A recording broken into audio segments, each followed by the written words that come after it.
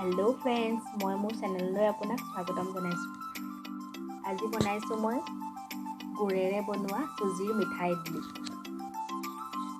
এই বস্তুটো বনাবলৈ মাত্ৰ 3 মিনিট লাগে। চাওচোন আহক কেনেদৰে মই বনালো। হঠাতে আলহী আহিলে বা নিজে খাবলৈ হলেও বনাবলৈ খুবেই সহজ এই বস্তুবিধ।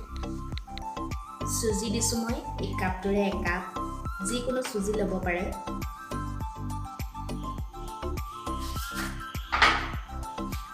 গুড় লৈছো এই বাটিটোৰে আধা বাটি।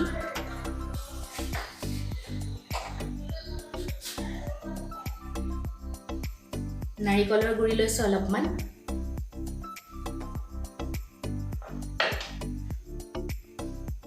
বেকিং পাউডাৰ লৈছো চামুচখনতে অকণমান লৈছো।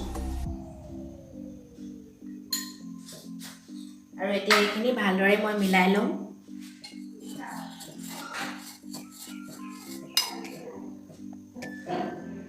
সুজি 1 কাপ আৰু গাখীৰ 1 কাপ লৈছো।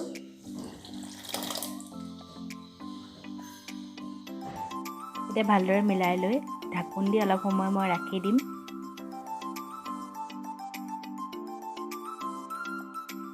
এতিয়া মই এডাল ইডলি বনোৱা ষ্টেণ্ড লৈছো। এই ষ্টেণ্ডডালত এবাৰত 9টাকৈ বনাব পাৰি। যিসকলৰ ঘৰত এনেকুৱা ষ্টেণ্ড নাই সেইসকলে সৰু সৰু ষ্টিলৰ বাটিও ল'ব পাৰে, কোনো কথা নাই। মাত্ৰ কুকাৰ বা কেৰাহীত অলপ পানী দি এডাল ষ্টেণ্ডৰ ওপৰত বাটিকেইটা উঠাই দিব লাগে আৰু ভালদৰে ঢাকন দি দিব লাগে। এতিয়া মই ষ্টেণ্ডডালত অকণমান ঘিউ সানি লৈছো যাতে ইডলি কেইটা লাগি নধৰে।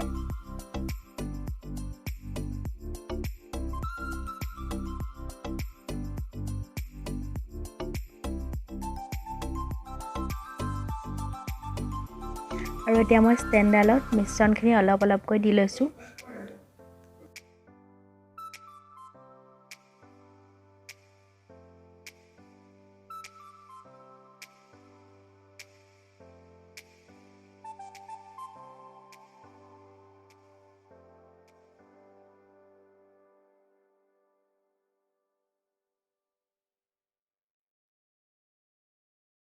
এতিয়া মোৰ ষ্টেণ্ডডালত সকলোখিনিতে দি ৰেডি হৈ গৈছে।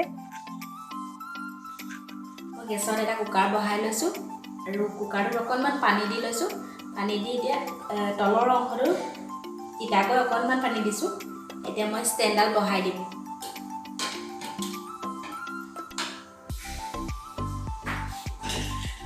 আৰু কুকাৰৰ সাঁফৰখনৰ হুইচেলটো মই খুলি লৈছো। এতিয়া লাহেকৈ মাৰি দিম।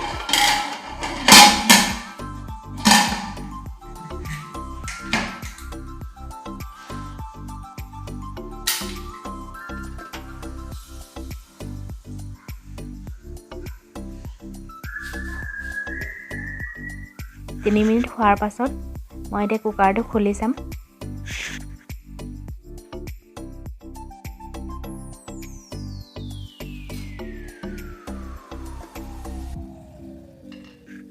এতিয়া ইডলিকেইটা প্ৰায় হৈ গৈছে। এতিয়া মই এখন প্লেটত এটা এটাকৈ উলিয়াই ল'ম ঠাণ্ডা হোৱাৰ পাছত।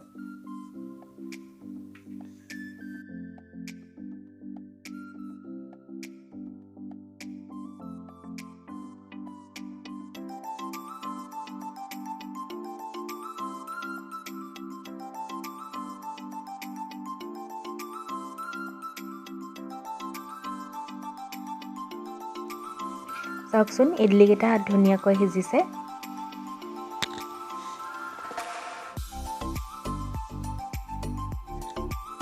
খাবলৈ সোৱাদ লগা হয় আৰু একেবাৰে ভিতৰলৈকে ইমান ধুনীয়াকৈ সিজিছে। ভিডিঅ'টি চাই ভাল পালে লাইক কৰিব, কমেণ্ট কৰিব আৰু লগতে বন্ধু বান্ধৱীৰ মাজত শ্বেয়াৰ কৰিব।